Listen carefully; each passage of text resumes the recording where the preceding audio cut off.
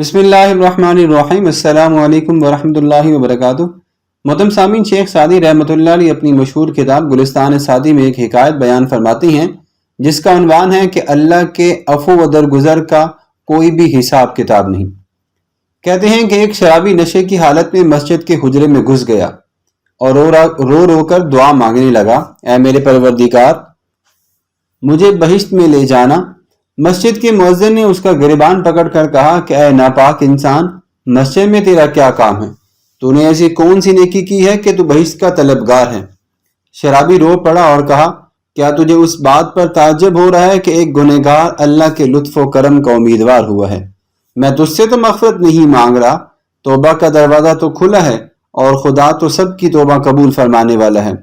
مجھ کو تو شرم آتی ہے کہ میں رب کریم کے عفو و درگزر کے مقابلے میں اپنے گناہ کو بڑا سمجھوں یا اپنے رب کے معافی والے اس فعل کو اور اس صفت کو بڑا سمجھوں۔ شرابی نے جب یہ بات کہی تو مؤذن چپ ہو گیا۔ محترم سامعین، شیخ سعدی رحمۃ اللہ علیہ اپنی اس حکایت میں یہ بیان فرماتے ہیں کہ انسان چاہے کتنا بھی گنہگار کیوں نہ ہے، وہ شرابی ہے، وہ چاہے کوئی بھی گناہ کرتا ہے، لیکن ان گناہوں کے باوجود وہ اگر اللہ تبارک و تعالیٰ کے حضور جھک جائیں اور سچی توبہ کر لے تو یقیناً اللہ کا دروازہ تو توبہ کا کھلا ہوا ہے اور اسے معافی بھی ضرور ملے گی۔